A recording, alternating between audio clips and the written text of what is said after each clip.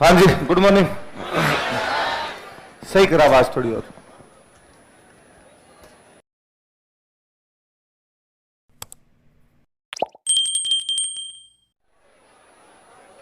इधर देखो, देख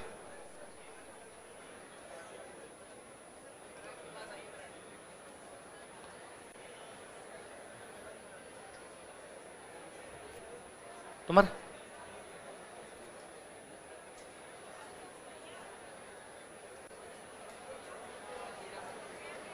टॉपिक, अरे शांत हो जाओ।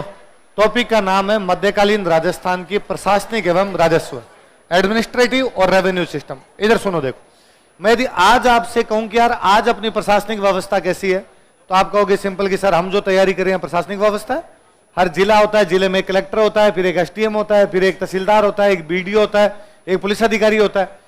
अच्छा, ये आज कैसे बनाए जाते थे? आपको सर पेपर, आरएस का पेपर होगा, पेपर में जो पास करेगा उसको बना दिया जाएगा।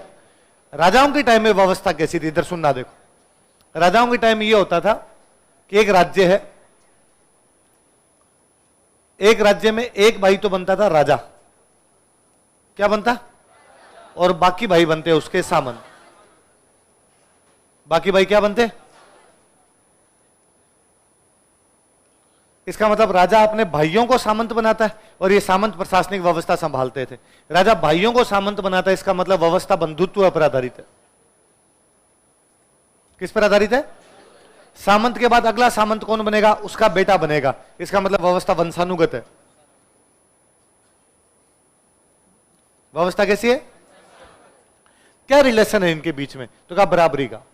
राजा और सामंतों के बीच में ऊंच नीच का कोई रिलेशन नहीं है। रिलेशन कैसा है? बराबरी। ये रिलेशन ऐसा है जैसे एक टेंट होता है, शादी वाला जो टेंट होता है, उस टेंट में एक पिलर बीच में होता है, 4 पिलर साइड में होते हैं। लगे तो सारे बराबर ही होते हैं। ये थोड़ी कि एक पिलर ऊपर लगा और बाकी पिलर नीचे लगे हुए, सारे बराबर होते हैं। इसका मतलब ये साइड वाले पिलर तो है सामंत और बीच वाला पिलर क्या है? राजा के अंदर हुआ करता था। हालांकि जब अपने राजाओं ने मुगलों के साथ में संधि की तो मनसबदारी आई, और मनसबदारी में यह था कि 5000 का मनसबदार, 4000 का मनसबदार। अब इसमें तो ऊंच नीचे, जो मनसबदारी व्यवस्था है उसके अंदर तो हायरार्की है, पद सोपान। क्या है? पद सोपान। एक ऊपर, फिर उसके नीचे, फिर उसके नीचे, फिर उसके नीचे। तो हम कहते हैं मनसबदारी के कारण ये थोड़ा बहुत ढांचा मुगलों के दरबार में जाते तब पद सोपान जैसा हो जाता था, लेकिन जैसे अपने राज्य में आते वापस ये ढांचा कैसा होता? कैसा होता था? टेंट। जेम्स टोड कहता है हमारे यूरोप में राजा और जो सामंत होते थे इनके बीच में जो रिलेशन, वो रिलेशन ऐसा था जैसे स्वामी और सेवक होते हैं। कौन होते? स्वामी और। पर हमारे यहां पर इस प्रकार की व्यवस्था नहीं थी। हमारे तो क्या था?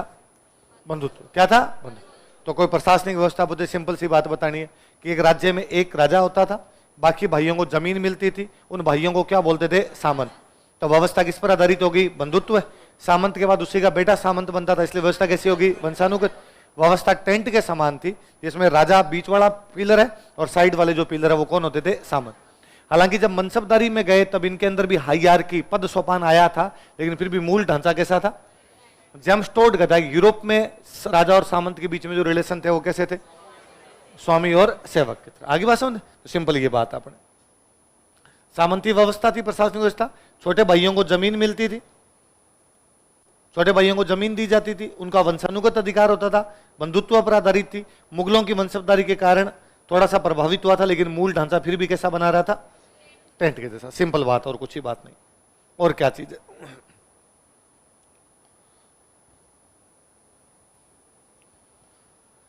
अब दूसरी बात है। पहली बात तो ये कि भाई राजा और सामंतों की व्यवस्था में सीधा सा बताना कि एक भाई राजा होता है, बाकी भाई क्या होते थे? उसके सामंत। भाई सामंत बनते, इसलिए व्यवस्था कैसी? बंधुत्व है। सामंत के बाद सामंत का बेटा ही सामंत बनता, तो कैसी व्यवस्था होगी? वंशानुगत। किसके समान थी? टेंट। मनसबदारी की वजह से क्या आया था? पद सोपान। लेकिन फिर भी ओरिजिनल स्ट्रक्चर कैसा था? टेंट। और जेम्स टोड कहता है यूरोप में व्यवस्था कैसी थी? स्वामी। लेकिन हमारी यहां पर बंधुत्व की थी। हमारी कैसी थी? अब क्या काम क्या होते हैं? राजा और सामंत के काम क्या होते हैं? तो यह था कि राजा और सामंत के बीच में जो भी रिलेशन है वो अधिकार और कर्तव्य पर आधारित है। किस पर आधारित है? राइट्स और ड्यूटी।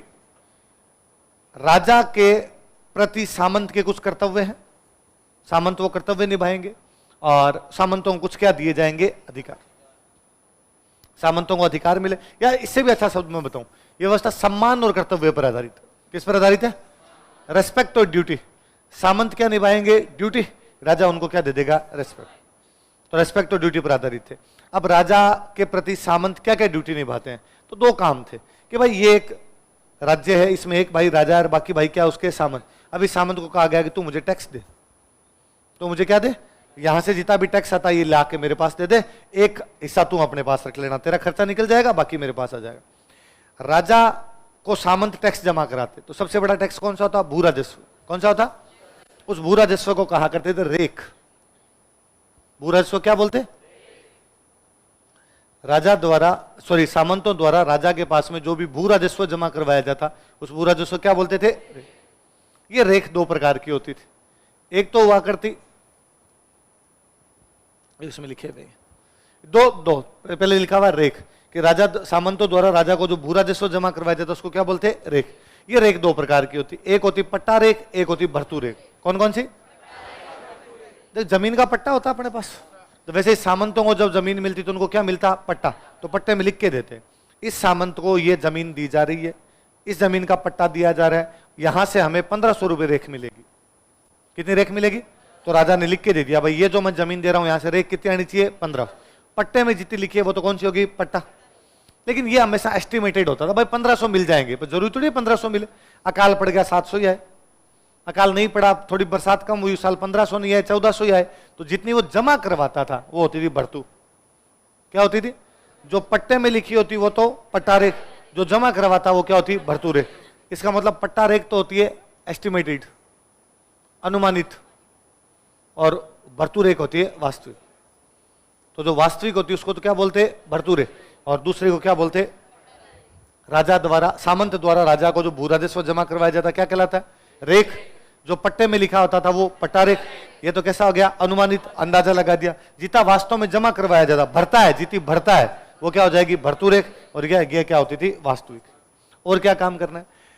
युद्ध के टाइम में एक काम होता था कि युद्ध के टाइम में प्रत्येक सामंत अपनी सेना लेकर राजा की सेवा करने के लिए जाया करता था। पर मान लो युद्ध नहीं है तो युद्ध नहीं होगा तो भी सामंत को साल में एक बार तो पक्का राजधानी में राजा के पास अपनी सेना सहित जाना पड़ेगा। राजा कोई भी सेवा करवा लेगा आपसे, उस सेवा को बोलते चाकरी। क्या बोलते? शांति काल में सामंतों द्वारा राजाओं को जो सेवाएं प्रदान की जाती उनको क्या बोलते? जैसे कोई सामंत गया और राजा ने कहा कि भाई ठीक है, इस बार दशहरे पे रावण, कुंभकर्ण, मेघनाथ का पुतला कहां से आएगा? तू जाने, तेरा काम जाने, दशहरे का पूरा प्रबंध तेरे पास है। और कोई सामंत गया, उसका भाई इस बार आखा तीज का त्योहार कैसे मनाएंगे राजधानी के अंदर? तू जाने, तेरा काम जाने। और कोई सामंत गया कि वो फलाना किला बन रहा है, अब वो किले का अगला 1 महीने का हिसाब तू रख, कहां से सीमेंट लानी, कहां से बजरी लानी, कहां से क्या करना। कोई सामंत और गया, उसका भाई इस बार राजकुमारी की शादी करेंगे, अब शादी की पूरी व्यवस्था तू संभाल ले। कोई सामंत गया कि जब राजमाता तीर्थ यात्रा करने के लिए जा रहे हैं, इनके साथ में तू जा। इस प्रकार सामंतों से अलग अलग काम करवाए जाते, उसको क्या बोलते? सामंत राजा को टैक्स देते हैं वो तो रेख, और सामंत राजा को सेवा देते हैं उसको क्या बोलते? आगे बात, युद्ध के टाइम में सेना लेके जाओ और युद्ध के टाइम में नहीं है तो क्या दो? चाकरी। जब भी कोई नया सामंत बनता वो राजा को टैक्स देता। नया सामंत बनता और राजा क्या देता? टैक्स। उत्तराधिकार शुल्क क्या बोलते? सक्सेशन फी। मैं उत्तराधिकारी, मैं सामंत है, उसके बाद अगला सामंत बनाया, उसका उत्तराधिकारी बनाया तो राजा को टैक्स देते, उसको क्या बोला करते? उत्तराधिकार शुल्क बोलते, सक्सेशन फी बोलते। मेवाड़ में इसको बोलते थे कैद खालसा, तलवार बंधाई और नजराना। क्या क्या बोलते? कैद खालसा। दो प्रकार की जमीन होती थी, एक वह जमीन जो राजा के पास में होती इसको तो बोलते खालसा, एक वह जमीन जो राजा के सामंत के पास होती उसको बोलते जागीर या बोलते ठिकाना। जागीर या ठिकाना। जागीर वाले को उत्तराधिकार शुल्क देना पड़ेगा, जो भी जागीर में नया जागीरदार बनेगा, सामंत बनेगा, वो क्या देगा? उत्तराधिकार शुल्क। यदि उत्तराधिकार शुल्क नहीं देगा तो इसकी जागीर जारी रहेगी या जब्त कर ली जाएगी? जब्त करके राजा अपने पास ले लेगा, राजा अपने पास ले लेगा तो ये जमीन भी क्या हो जाएगी? खालसा। तो यदि तो उत्तराधिकार शुल्क देगा तो ठीक, नहीं देगा तो जमीन खालसा में कैद है। किस में कैद है? तो इसलिए क्या बोलते? कैद खालसा। अब यदि तू टैक्स दे देगा तो हम तेरे तलवार बांध देंगे। यदि तू हमें टैक्स दे देगा तो हम तेरे क्या बांध देंगे? तलवार बांध देगा। मतलब तू हमारा सामंत है, तो टैक्स का नाम क्या पड़ गया? तलवार। नजराने का मतलब होता है गिफ्ट। नजराने का मतलब क्या होता है? तू नया सामंत बनाया तो तू हमें गिफ्ट दे। तो 3 नाम हो गए। क्या क्या नाम हो गए? कैद खालसा, तलवार बंधाई। किसको बोलते हैं? उत्तराधिकार शुल्क। कौन किसको देता है? नया सामंत जब भी बनता तब किसको देता है? राजा। मारवाड़ में इसी को बोलते थे हुक्मनामा या पेशकशी। क्या बोलते थे? मारवाड़ में तो क्या क्या बोलते? कैद खालसा, मारवाड़ में तो हुक्मनामा और पेशकशी, और मेवाड़ में कैद खालसा तलवार बंधाई नजराना। क्या क्या बोलते? कैद खालसा तलवार। जैसलमेर में लगता ही नहीं था। जैसलमेर में सामंत इस प्रकार का कोई भी कर देते। एक नजराना, एक तो नजराना तलवार बंधाई को मेवाड़ वाले क्या बोलते? नजराना। वैसे नजराना का मतलब गिफ्ट होता था। राजा के बड़े बेटे की शादी होगी, उस समय सारे सामंत उसको गिफ्ट ले जाके देंगे। बड़े बेटे की भी पहली शादी, राजकुमार है 5-7 ब्याह करेगा, लेकिन पहली जो शादी होगी वो बड़ी शादी करते, धूमधाम से करते। इसका रीजन था कि जो पहली शादी होगी वो जो रानी आएगी उसका बेटा राजा बनेगा। इसलिए पहली शादी बड़ी धूमधाम से की जाती, खर्चा ज्यादा लगेगा, तो सारे के सारे सामंत और राजा को क्या जमा करवाए? टैक्स। इस बात को यूं समझ लीजिए कि आपकी शादी में आपके चाचा जी बांध डाल के जाते हैं। आपके चाचा जी अभी भी तो पैसे दे ही रहे हैं, तो बस वो ऐसे है। सामंत राजा के भाई तो हैं, तो सामंत के भतीजे का ब्याह हो रहा है, राजकुमार का ब्याह हो रहा है, तो बड़े बेटे की पहली शादी पर जो टैक्स दिया जाए उसको क्या बोलते हैं? नजराना। लड़कियों की शादी पे जो टैक्स होता है उसको बोलते न्योतकर। क्या बोलते? राजकुमारियां जितनी होती सबकी शादी पे बाद में ली जाती, क्योंकि पहली बात तो राजकुमार लड़कियां होती कम थी, और होती भी ज्यादा भी होती तो अपने यहाँ कन्यादान देना अच्छा ही मानते थे, तो न्योतकर। तो राजकुमार की शादी पे जो टैक्स लगे वो तो कौन सा? और राजकुमारी की शादी पे जो लगे कौन सा है? न्योतकर। युद्ध के टाइम में राजा को अधिक धन की आवश्यकता है, कम धन की? अधिक धन। तो युद्ध के टाइम में जो टैक्स लगता है उसको बोलते गनीम बराड़। क्या बोलते? गनीम का मतलब युद्ध, बराड़ का मतलब टैक्स। युद्ध कर जो होता है उसको क्या बोलते? गनीम बराड़। सामंत राजा को जो टैक्स देगा उसको क्या बोलेंगे? रेख। क्या बोलेंगे? रेख। जो पट्टे में लिखा है ये अंदाजा है या वास्तविक है? अंदाजा। और जितना भर के आएगा ये कैसा हो जाएगा? वास्तविक। सामंत राजा को सेवा देंगे उसको चाकरी। क्या बोलेंगे? चाकरी। नया सामंत राजा को टैक्स देगा उत्तराधिकार शुल्क। मेवाड़ में क्या बोलते हैं? कैद खालसा तलवार बंधाई नजराना। मारवाड़ में क्या क्या बोलते हैं? हुक्मनामा और पेशकशी।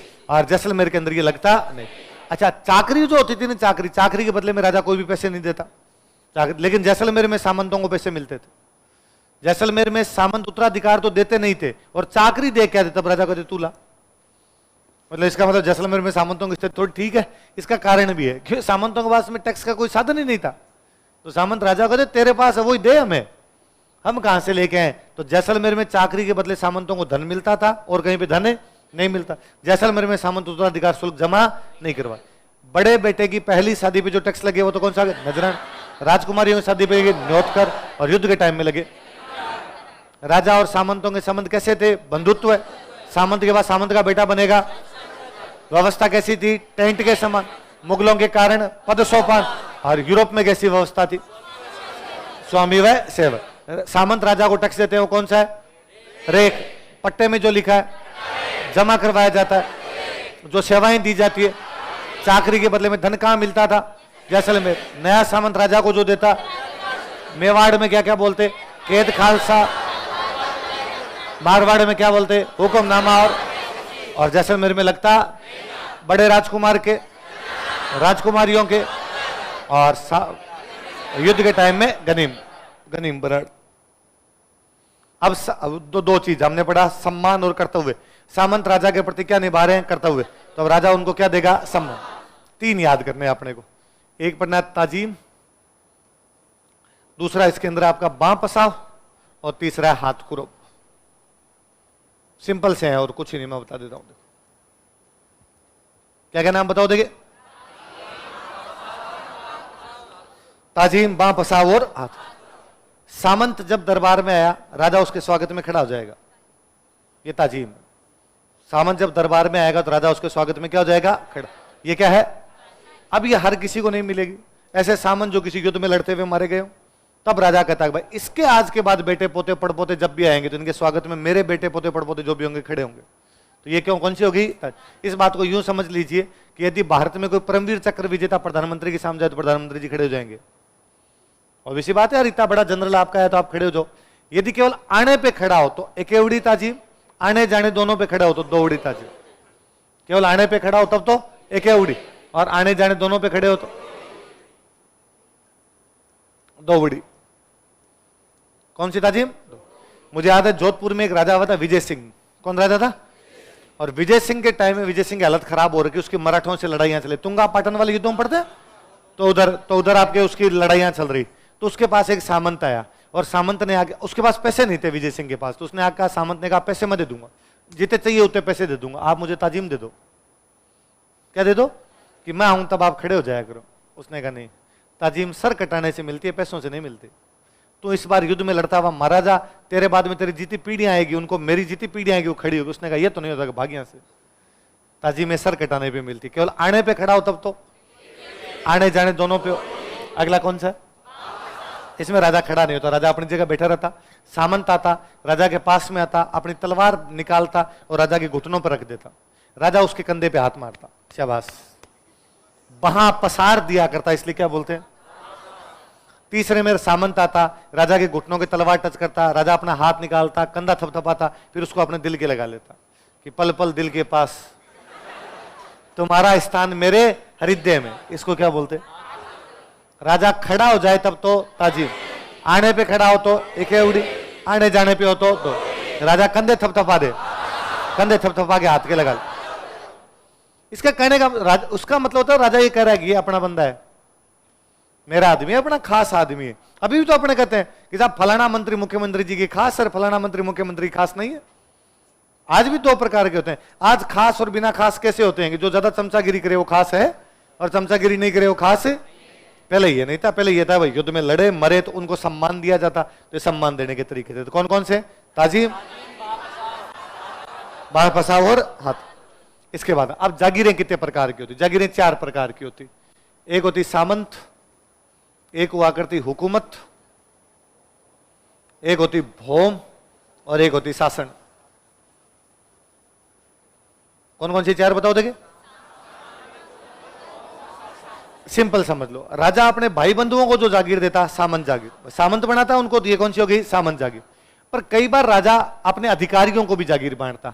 जैसे अधिकारियों कैसे कि राजा का वित्त मंत्री है, तो राजा का वित्त मंत्री राजा का भाई तो है नहीं, राजा को पता है कि राजा को पता है अपनी गणित कमजोर है तो भाई की गणित भी कमजोर है, तो प्रधानमंत्री वित्त मंत्री किसको बनाया जाए? तो किसी सेठ को बनाया। अब उस सेठ को तनख्वाह कैसे देंगे? तो राजा कहता मंत्री को तनख्वाह नहीं दूंगा, जमीन दे दूंगा। प्रशासनिक अधिकारियों को जो जमीन दी जाती है उसको क्या बोलते?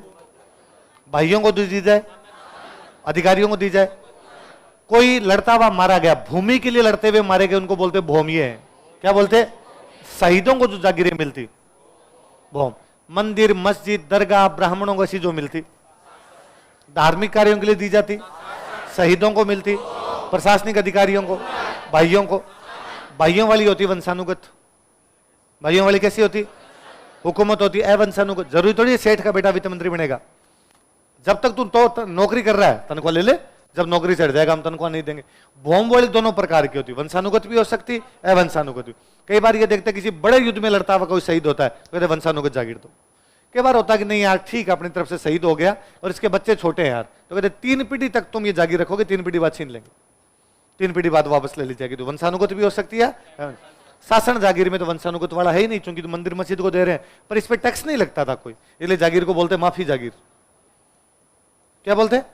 बाकी सब पे टैक्स लगेगा लेकिन इस पे किसी प्रकार का टैक्स ही। तो जागीरें कितने प्रकार की? 4। भाइयों को बांटे, कैसी होती थी? वंशानुगत। जो प्रशासनिक अधिकारियों को दे, कैसी होती थी? अवंशानुगत। भौम किसको? शहीदों को, कैसी होती थी? वंशानुगत भी या अवंशानुगत। और मंदिर मस्जिद धार्मिक जो दे, टैक्स नहीं लगता, इसलिए क्या बोलते? माफी। क्या बोलते? माफी। सामंत कितने प्रकार के होते हैं? मेवाड़ में 3 प्रकार के सामंत। कितने प्रकार के सामंत थे? First grade, second grade, third grade. कौन कौन से? फर्स्ट ग्रेड में 16, सेकंड ग्रेड में 32, थर्ड ग्रेड में 100, बाकी जीते बचे वो सारे। फर्स्ट ग्रेड में 16, सेकंड ग्रेड में, थर्ड ग्रेड में जीते बच गए हो तो हम कहते हैं 100 से ज्यादा थे। यूं बोलने को तो मेवाड़ी तो ये कहते हैं 16, 32, 64 थे, कि 16, 32, 64 थे, पर वो तीसरे में 100 से ऊपर ही निकल जाते। पहली श्रेणी में कितने थे? 16। उन 16 को बोला करते उमराव। क्या बोलते? उनमें भी सबसे खास था सलुम्बर। सबसे खास क्या था? अब सलुम्बर वाले के पास क्या क्या था आप सब जानते हो। दूसरे में 32 और तीसरे में 100 से ज्यादा। ये 100 से ज्यादा जो ये है कि एक घेरा है, इसमें बड़े सामंत, छोटे सामंत, फिर एकदम छोटे छोटे। तो जो पीछे बच गए ये 100 से अधिक, इनको बोलते गोल के सामंत। क्या बोलते? तो मेवाड़ में सामंतों की कितनी श्रेणी आती?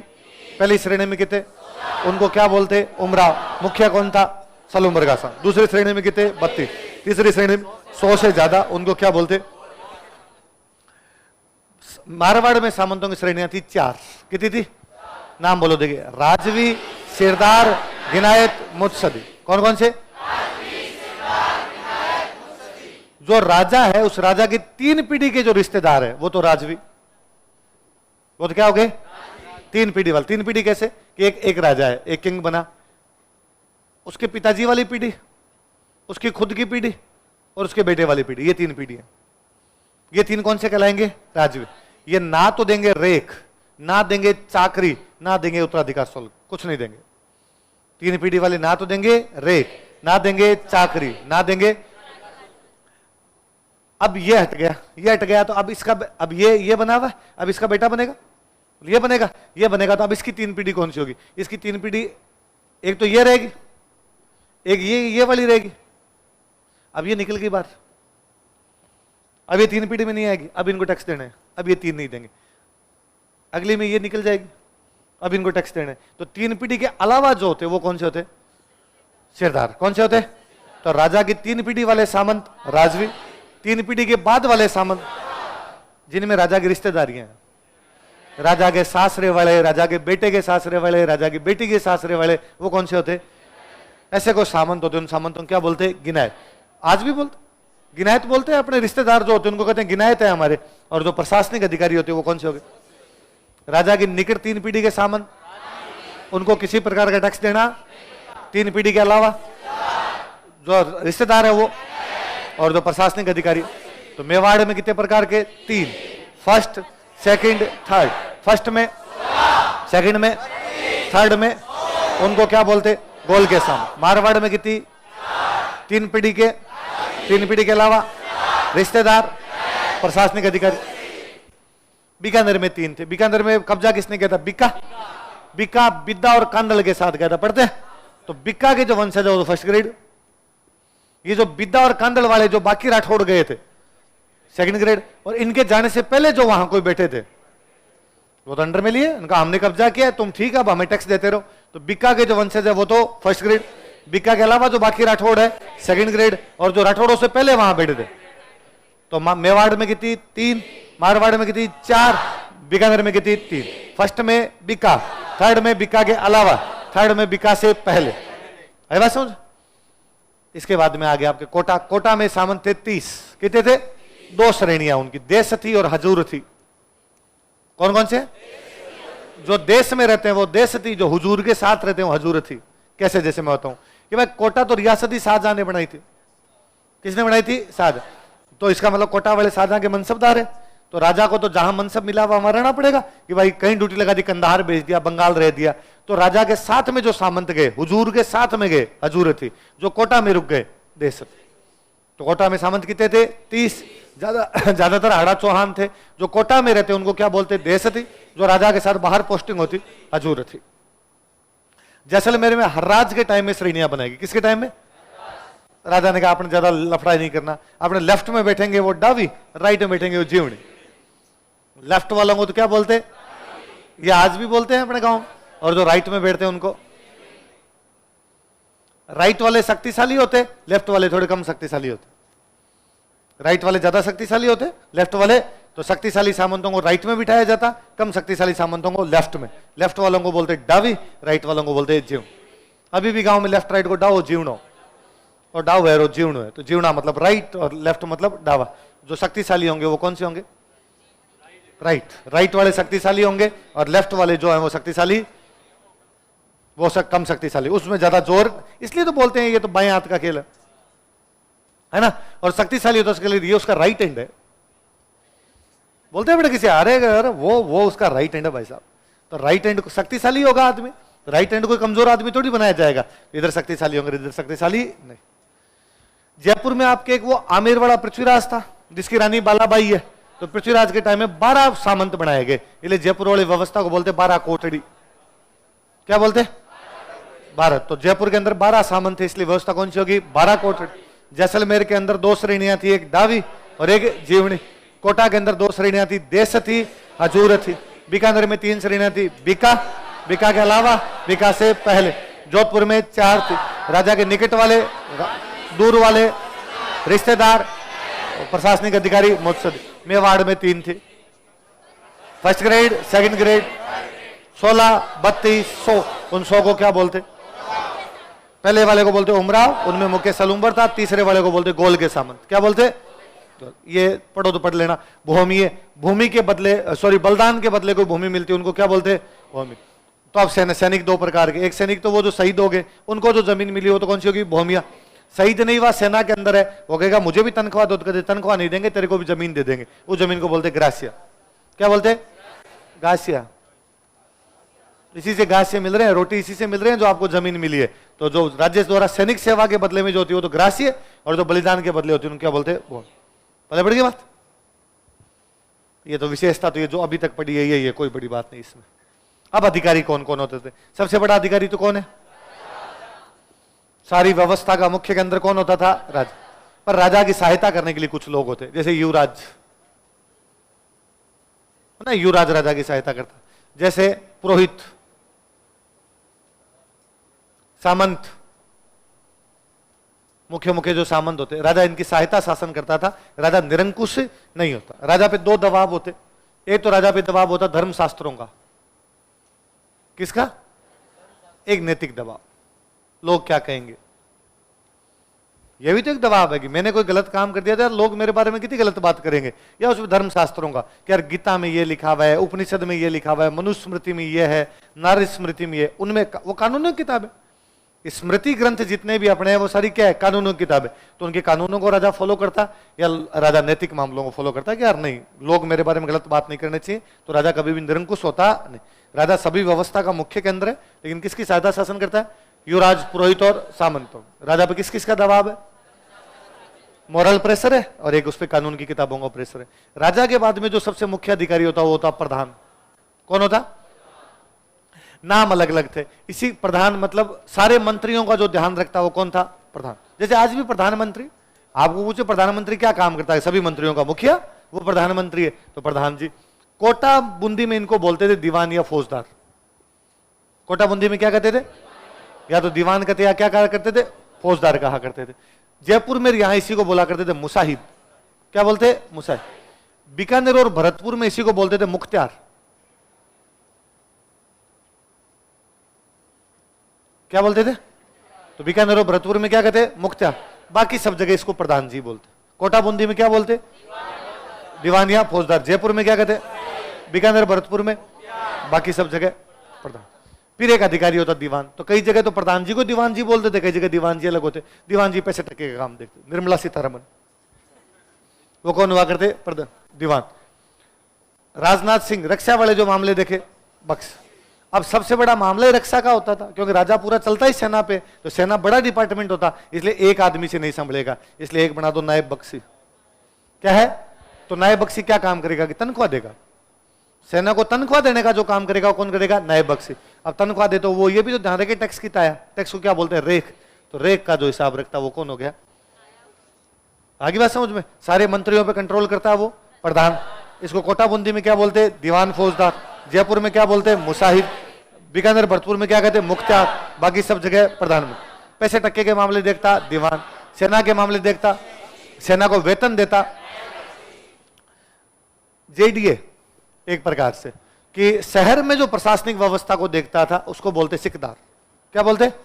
मुगलों में इसी को बोलते थे कोतवाल। मुगलों में इसी को क्या बोला करते थे? कोतवाल। पंडित जवाहरलाल नेहरू के परदादा गंगाधर नेहरू दिल्ली के कोतवाल थे। दिल्ली के कोतवाल। कोतवाल का मतलब पुलिस। सैया भये कोतवाल, तो डर खाएगा। उल्टा चोर कोतवाल को डांटे, तो कोतवाल पुलिस एक प्रकार से। तो शहर की जो पुलिस हुआ करती उसको क्या बोला करते अपने? सिकदार। क्या बोलते? सिकदार। अगला कौन है? नाम से तो पता चलता है खाने की व्यवस्था करता है। इसको थोड़ा सा और कर लीजिए कि शाही महल में जो कुछ चाहिए, राजा के महल में जो कुछ चाहिए वो भेजने का जो भी काम करेगा वो कौन है? कौन है? खान। भाई राजकुमार ने शाम के टाइम में कहा कि एकदम चिल्ड लेके आओ, तो वो कौन भेजेगा? अब खान साहब। राजकुमारी ने कहा मैं मैगी खाऊंगी, तो कौन भेजेगा? खान साहब। तो बड़े ईमानदार व्यक्ति की पोस्टिंग की जाती। बहुत ईमानदार जो आदमी होता है उसकी पोस्टिंग करते, वरना कोई जहर मिला दे तो ये मैंने कभी पहले बताया होगा आपको कि भाई राजा की जिंदगी इस मामले में बड़ी खराब होती थी कि राजा अपनी पूरी जिंदगी में कभी गर्म खाना नहीं खा पाता था। कि राजा का खाना आता, राजा खाना आता तो पहले कहता रसोई को बुलाओ, तू खा। रसोईया खाता, फिर देखते आधे घंटे मरा कि नहीं मरा, नहीं मरा, तो कहते अब ला मैं खा लेता हूं। तो राजा तो पापड़ा ठंडा ही खाता था, राजा कभी गर्म खाना, और विश्वास किसी पे था ही नहीं, भाई पे विश्वास नहीं था, पता नहीं कौन जहर दे के मार दे। राजतंत्रात्मक में ये था, इसलिए जब भी किसी घर पे खाना खाते तब कहते तू मुझे खिला मैं तुझे खिलाऊंगा। ये कोई रेस्पेक्ट नहीं है, ये डाउट है, केवल डाउट था। इसलिए मैं मेरी साइड से तोड़ के खिला रहा हूं, तू तेरी साइड से तोड़ के खिला, मरेंगे दोनों मरेंगे। तो आजकल कहीं पर जाते हैं तब लोग देते हैं, अरे अरे ये तो लेना ही चाहिए। अरे इसका मतलब तू डाउट कर रहा है मेरे पे कि मैं तेरे को जहर दे सकता हूं। ये केवल जहर से बचने के लिए था और इसका कोई मतलब नहीं था। तो खानसामा, तो खानसामा के पद पे यदि कोई ढंग से काम करता तो उसका अगला प्रमोशन दीवान था। प्रमोशन क्या था कि जो खाने पीने के मामले में सही रह जाएगा उसको पैसे टक्के का मामला दो, जो यहां ईमानदारी दिखा देगा उसको वहां भी क्या बनाया जाए, ईमानदार। तो खानसामा शाही आवश्यकताओं की जो पूरी करे। कभी यदि आप पुलिस थाने जाओ, ना जाना पड़े, राम जी महाराज क्यों जाओ, डिप्टी बन के जाओ कभी उधर, आपको पुलिस थाने जाना पड़े और आपको एफआईआर लिखवानी पड़े, तो गांव के थाने में जैसे आप थानेदार कहोगे कि एफआईआर लिखनी है, तो थानेदार साहब कहेंगे मुंशी जी एफआईआर लिखो। जो लिखा पढ़ी का काम करे वो मुंशी है, लिखा पढ़ी काम करे वो कौन है, मुंशी है। तो मुंशी जो कौन होता, जो कूटनीतिक पत्र व्यवहार, कूटनीतिक मतलब राजा, डिप्लोमेटिक, राजा के जो भी लेटर लिखे जाते हैं। राजा यदि राजा को लेटर लिखता उसको बोलते रुक्का, सॉरी राजा सामंतों को लेटर लिखता उसको क्या बोलते, रुक्का। राजा राजा को लेटर लिखता उसको बोलते खरीता। राजा सामंतों को लेटर लिख रहा है तब तो क्या है, रुक्का, और राजा राजा को लेटर लिख रहा है तो खरीता। लिखेगा कौन, मुंशी। कौन लिखेगा, पैसे टक्के के मामले कौन देखेगा, दीवान। सेना के मामले कौन देखेगा, सेना को तनख्वाह कौन देगा, शहर की पुलिस कौन होगी, सिकदार होगी। और जो शाही महल की आवश्यकताओं की पूर्ति, और राजा के लेटर, राजा राजा को भेजे तब तो खरीदा, राजा सामंतों को भेजे तो वकील। भाई एक राज्य, ये राजधानी है, ये ठिकाना है। अब इस ठिकाने का एक आदमी हमेशा राजधानी में रहता था। सामंत की तरफ से एक बंदा जो राजा के पास में रहता उसको क्या बोलते, राजा और सामंत के बीच की जो कड़ी है वो कौन है, तो राजधानी का जो ठिकानों का जो प्रतिनिधि होता है उसको क्या बोलते हैं, वकील। आज भी वकील का क्या काम होता है, जज और आपके बीच में मीडिएटर। तो राजा और सामंत का जो मीडिएटर है वो कौन है, वकील। जो किले की देखभाल करे क्या होता था, किलेदार। ज्योतिष के मामले देखता उसको बोलते नैमितिक। क्या बोलते, ये याद रखना है, 2013 या 16 की किसी प्री में क्वेश्चन था कि नैमितिक कौन होता था। राजा का जो ज्योतिषी होता उसको क्या बोलते थे, नैमितिक बोलते। ऐसे ही प्रतिहारों के टाइम में जो कर्मचारी होते थे सारे, इनको बोलते राजपुरुष। क्या बोलते, राज्य कर्मचारी जो भी प्रतिहारों के टाइम में होते थे उनको क्या बोलते थे, तो कोई पूछे प्रतिहारों के टाइम में राज्य के कर्मचारियों को क्या कहा जाता था, तो क्या कहा जाता था, राज। न्याय व्यवस्था सिंपल सा देखो, मैं समझाता हूं इधर। न्याय व्यवस्था में क्या था, न्याय व्यवस्था में यह था कि भाई जो एकदम छोटे मामले हैं वो तो देख लेगी ग्राम पंचायत। कौन देख लेगी, या देख लेगी आपकी जाति की पंचायत।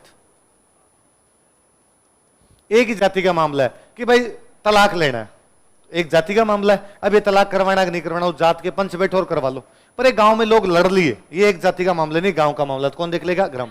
यहां यदि मामला ना सुलझे तो कहां जाए, तो दो प्रकार के इलाके हैं। एक इलाका है जागीर, एक इलाका है खालसा। तो खालसा में तो ये मामले जो देखता उसको बोलते हाकिम। क्या बोलते, और जागीर में जो ये मामला देखते उसको बोलते सामंत। क्या बोलते, तो ये ना हाकिम शब्द, जज के लिए मेरा खूब बार हाकिम शब्द सुना हुआ है। दादाजी ने पुरानी कहानियां बताते तब कहते हैं, पुरानी क्या अपने टाइम की भी जब कहानियां बताते हैं कि एक बार हम कोर्ट गए, फिर हाकिम ने ये आदेश दिया। हाकिम का मतलब जज, हाकिम का मतलब क्या है, तो खालसा में जो जज होते हैं वो तो हाकिम, जागीर में तो सामंत है, सामंती मामले देख लेगा। यहां भी मामला ना सुलझे तो फिर राजा, फिर कौन है, इसका मतलब राजा के पास बड़े अपराध जाएंगे। ये नहीं कोई चिंदी चोरी का मामला राजा के पास चला गया, राजा के पास या तो बड़ा अपराध या मृत्युदंड। फांसी लटकानी या नहीं लटकानी ये कौन तय करेगा, तो बड़े मामले और मृत्युदंड तो कौन देखेगा, वो जैसे आप मान लो राष्ट्रपति कौन से मामले देखता है, बड़े अपराध। और ये थोड़ी है कि 500 रुपए की चोरी का मामला है, आपने दया याचिका लगेगी, साहब ये देखो थोड़ा द्रौपदी मुर्मू जी देख ले इधर थोड़ा तो ठीक रहे, नहीं कर सकते ना। पर फांसी लगानी है किसी को तो राष्ट्रपति के पास, बड़ा अपराध है किसके पास, राष्ट्रपति। और तो छोटे मामले तो कौन देखेगा, ग्राम पंचायत और जातीय पंचायत। जागीर में ये मामले कौन देखेगा, खालसा में कौन देखेगा, और सबसे बड़े मामले मृत्युदंड के मामले राजा। कोई लिखित रिकॉर्ड नहीं था, बस मुकदमा एक बार हो गया, कोई किसी प्रकार का उसका लिखित रिकॉर्ड नहीं। जो आपके किसके आधार पर न्याय किया जाएगा? तो धर्मशास्त्र। किसके आधार पर? उस समय की आईपीसी, सीपीसी, सीआरपीसी यही थी। मनुस्मृति में क्या लिखा हुआ है, यज्ञवल्क्य में क्या लिखा हुआ, नारद स्मृति में क्या लिखा हुआ, उनके आधार पर। सामाजिक स्थिति देखते, ब्राह्मणों को कम दंड मिलेगा, वो सब चीजें भी हुआ करती। मैं कहूं आज आर्थिक स्थिति है, आज ज्यादा पैसे वाला वो बच जाता है, पैसे नहीं है वो बचता नहीं। उस समय सामाजिक स्थिति देख लिया करते कि सामाजिक स्थिति के अनुसार कम या ज्यादा दंड दे दिए जाते थे। जो न्याय था वो जल्दी हो जाता था, तारीख पे तारीख वाला मामला। कागजी डॉक्यूमेंटेशन नहीं था ज्यादा, इसलिए सस्ता था। न्याय शीघ्र भी था और न्याय कैसा था? सस्ता। दंड कैसे थे? तो बहुत सरल थे। तो बड़े दंड नहीं देते अपने राजस्थान में। अपना यूं थे कि मान लो किसी ने मार पीटन कर ली, अब इसको क्या दंड दे कि 2 बोरी चूका कबूतरों को डाल दे, 1 महीने तक गौशाला में आके सेवा करके चला जा। इस प्रकार के दंड दे दिया करते थे अपने यहां पर। इसलिए अपने तो मैगस्थनीजन कह के गए कि भारत में दंड ज्यादा थे ही नहीं। शरण देने का अधिकार होता सामंतों के पास। सामंतों के पास कैसा अधिकार था? और यदि सामंत ने किसी अपराधी को शरण दे दी फिर उसको दंड नहीं मिलेगा। कुछ सामंतों को शरण देने का अधिकार था, यदि सामंत ने किसी को शरण दे दी उसको दंड। इस बात को आप यूं कर लीजिए, अभी भी अपने देखो कोई गुंडा होता है, कोई अपराधी है और उसको सजा नहीं हो रही, अपने कहते हैं यार इसने तो ये मर्डर कर दिया था फिर भी सजा नहीं हुई, तो कहता है साहब मंत्री जी का हाथ है, सरकार का हाथ है, और सरकार चेंज होती है उस आदमी को पकड़ लेते हैं, कर लेते हैं। सेम शरण देने का अधिकार जिसके पास में उसको दंड नहीं मिलेगा। तो सबसे बड़े मामले कौन देखेगा? जागीरों में मामले, खालसा में छोटे मामले, ग्राम पंचायत या जातीय पंचायत। लिखित रिकॉर्ड, न्याय किस आधार पे? क्या देख के? न्याय कैसा है और कैसा है? सस्ता। दंड कैसे है? सामंतों किसका अधिकार? सबको नहीं, कुछ सामंतों को शरण देने का अधिकार है। यदि उसने शरण दे दी तो फिर उस आदमी किसी प्रकार का दंड, ये आपकी न्याय व्यवस्था है। भू राजस्व है, मैं समझा देता हूं। भूमि, भूमि 2 प्रकार की होती, एक जिसमें खेती होती है, एक जिसमें पशु चरते हैं। एक तो कृषि भूमि, क्या हो? एक तो कृषि भूमि, दूसरी कौन सी? चरणोता। चरणोता का एक नाम और है गोचर। क्या नाम है? यह सार्वजनिक भूमि है, मतलब कोई भी जाके यहां पर अपने पशु चरा सकता है। सामूहिक भूमि है, किसी एक का अधिकार नहीं है, और राजा कभी भी इस पर कब्जा नहीं करेगा, मतलब राजा इसको खालसा के अंदर नहीं मिला सकता। और वही बात थी जी, मान लो कोई राजा खालसा मिला भी लेता तो लोग मजाक उड़ाते, लोग कहते रहे गाय की जमीन खा गयो, गोचर दबा गया। मैं कहता हूं अभी भी गांव के अंदर जो गोचर पड़ी होती है उस पर कोई भी जल्दी से कब्जा नहीं करता। पर आजकल क्या गांव में कई नागे होते हैं जो गोचर खा जाते हैं, गोचर पे मकान बना गए, गोचर पे खेती करनी शुरू कर ली। क्योंकि वो दबंग टाइप का होता है, या दबंग नहीं तो निशर्मा होता है जी। तो गांव वालों को लगता है कौन करे, नागा आदमी है, इसने तो घाबे उतार दिया, अपने इसकी क्या बराबरी करें। खुदा ना खास्ता कई बार ऐसा होता है कि उस व्यक्ति के घर में कोई ट्रेजेडी हो जाती है, कि मान लो ऐसा कोई व्यक्ति इसने गोचर पे कब्जा कर रखा, उसके यंग बेटे की डेथ हो गई है ना, उनके भैंस मर गई, उनकी गाड़ी थी, एक्सीडेंट हो गया, उसका गाड़ी टूट गई। फिर गांव वाले दबी जुबान चुपचाप बात करते हैं कि गाय की जमीन खा गए, राम जी देखे। तो आज भी उन चीजों को बुरा मानते तो राजा तो कैसे कब्जा कर लेता। तो चरणोता को क्या बोलते? गोचर। सार्वजनिक भूमि थी, सामूहिक थी, राजा खालसा। खेती वाली जमीन 2 प्रकार की होती, एक जिसमें पानी लगता है उसको बोलते उन्नाव या बोलते पीवल। क्या बोलते? पीवल। एक जिसमें पानी नहीं लगता, बारानी। इंग्लिश में बोलते बैरन लैंड, तो बैरन लैंड से हिंदी में बन गया बारानी। जिसमें पानी लगता, पानी पीता है। अब मुझे बताओ टैक्स इस पे ज्यादा होगा, किस पे? पानी वाले पे टैक्स ज्यादा, तो इस पे टैक्स ज्यादा होते थे और इस पे टैक्स कम हुआ करते। तो भूमि कितने प्रकार की? 2 प्रकार। कौन कौन सी? कृषि और चरणोता। कृषि कितने प्रकार की? 2, उन्नाव, पीवल या बारानी। जिसमें सिंचाई नहीं होती बारानी, जिसमें सिंचाई होती है उन्नाव या पीवल। चरणोता भूमि कैसी थी? गोचर, पब्लिक लैंड थी, कलेक्टिव हुआ करती थी, राजा इसको खालसा नहीं कर सकता। अब जमीन है किसकी, जमीन पर अधिकार किसका, भूमि पर अधिकार, भूस्वामित्व किसका?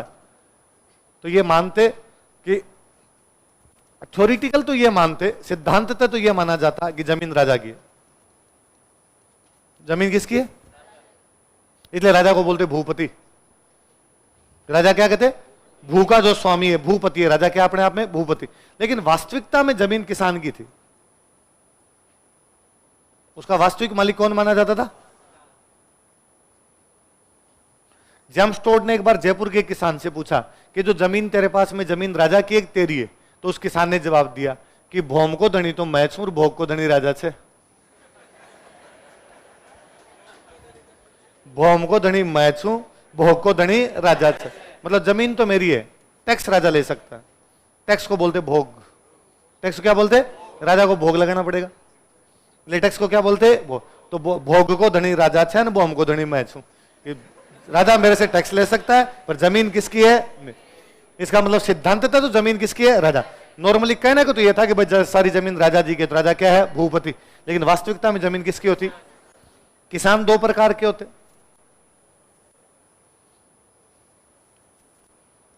एक को तो बोलते बापीदार, एक को बोलते गैर बापीदार। जिनके बाप के पास जमीन होती बापीदार, जिनके बाप के पास जमीन नहीं होती भाई, जिनकी खुद की जमीन है बापीदार, जिनकी खुद की जमीन नहीं है, जो दूसरों की जमीन में खेती करते हैं सिक्किमी, ये क्या बोलते हैं इनको? सिक्किमी। बापीदार जो होते इनकी खुद की जमीन है तो इनको जमीन का पट्टा मिलता, उस पट्टे को बोलते दाखिला। क्या बोलते? मेरे को दाखिल होने का अधिकार है, मैं इस भूमि में दाखिल हो सकता हूं, मेरे को इसके पूरे अधिकार मिले हो, तो ये मेरे पास दाखिल है। तो एक बापीदार किसान को पट्टा मिलता, उस पट्टे को क्या बोलते थे? और गैर बापीदार किसान को क्या बोलते? सिक्किमी। क्या बोलते? बापीदार किसान खेत में कुआं खुदवा सकता है, लकड़ियां तोड़ सकता है, लेकिन गैर बापीदार को ऐसा कोई भी अधिकार। सीधी सी बात है, जमीन अपने दूसरा कोई कैसे कर लेगा? हमने उसको खेती करने के लिए दी है, उसको बाकी कोई भी अधिकार नहीं। जमीन पे जब टैक्स लेते तो तीन बातों का ध्यान रखते। एक तो भूमि की उत्पादकता, प्रोडक्टिविटी, एक फसल का बाजार भाव, और एक किसान की जाति। किन किन बातों का ध्यान रखते? भूमि की उत्पादकता, फसल का बाजार भाव और किसान की। दो प्रकार के खेत है। मेरे पास एक जमीन है जिसमें 1 बीघा में 2 क्विंटल फसल होती है, एक मेरे भाई के पास जमीन है उसमें 1 बीघा में 4 क्विंटल फसल होती है। इसका मतलब उसकी जमीन ज्यादा उत्पादक है कि मेरी ज्यादा है? उसकी उत्पादक ज्यादा है, फर्टिलिटी ज्यादा है वहां पर, इसलिए उससे टैक्स ज्यादा लो, मेरे से टैक्स क्या लो? कम। मेरे पास जमीन है जिसके अंदर होता है बाजरा, मेरे पास भाई के पास जमीन इसमें होता है गन्ना, गन्ने की रेट ज्यादा है बाजरे की, भाई से रेट ज्यादा लो, तो फसल का बाजार भाव भी देखेंगे, भूमि की उत्पादकता, किसान की जातियां देखते। जैसे राजपूत और ब्राह्मण किसानों पे बाकियों की अपेक्षा कम टैक्स था। कारण मेरा पहले भी आपको बताया कभी, ब्राह्मण तो धार्मिक स्थिति की वजह से, राजपूत सैनिक सेवा की वजह से कम कर ले, पर अलवर के राजा जय सिंह ने राजपूत और ब्राह्मणों पर 40% टैक्स एक साथ बढ़ा दिए थे, इसलिए निमूषण हत्याकांड हुआ था। पढ़ा था आपने? सिंपल याद रखना, किन किन 3 बातों का याद रखते? कौन कौन सी? उत्पादकता, फसल का बाजार भाव और किसान की। टैक्स लेने का तरीका क्या था? टैक्स लेने का तरीका यह है कि या तो पूरा जो टैक्स है उसका अंदाजे के आधार पर ले लेते, लाटा कुंता मेरा समझाया हुआ, कुंता अंदाजा लगाते, अंदाजा लगा के लेते, उसको क्या बोलते? लाटा कुंता। या कई बार ये करते कि पूरे गांव का टैक्स एक साथ बता दिया जाता, जैसे महलवाड़ी, पूरे गांव का टैक्स बता दिया, अब चौधरी जाने गांव का, चौधरी का काम जाने कहां से कितना लेके आना है, उसको बोलते मुकाता। क्या बोलते? कई बार टैक्स नाप के लेते, जितनी जिसकी जमीन उतना टैक्स देते, उसको बोलते डोरी, डोरी से नाप लिए इसलिए क्या बोलते हैं? डोरी। कई बार ये कहते जितना बीज दिया है, राजा बीज देता खेत में कि जितना हमने बीज दिया उतना ही टैक्स वापस दे दो, इसको बोलते घुघरी। क्या बोलते? यदि अंदाजे के आधार पर टैक्स लिया जाए लाठा कुंता, पूरे गांव का एक साथ लिया जाए, नाप के लिया जाए और बीज दिया उतना लिया जाए, क्या बोलते? घुघरी।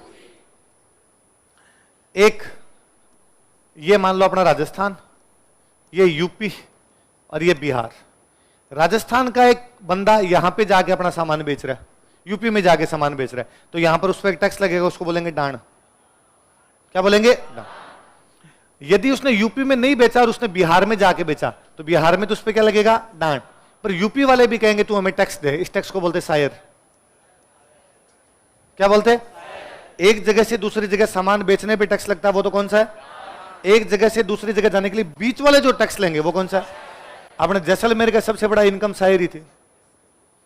कि इधर आगरा से सिंध की तरफ जो भी व्यापार होगा जैसलमेर के अंदर से होके जाएगा, इसलिए जैसलमेर वाले उस पर क्या लेंगे, पारगमन शुल्क। हम तुम्हारा माल पार करवा रहे हैं, इसके बदले में टैक्स दो, इसलिए क्या बोलते हैं शायद। यदि कोई सींग वाले पशु को खरीदेगा या बेचेगा, सींग वाले पशु को खरीदेगा या बेचेगा, टैक्स लेंगे, कौन सा था, सींग। यदि कोई जमीन को खरीदेगा या बेचेगा,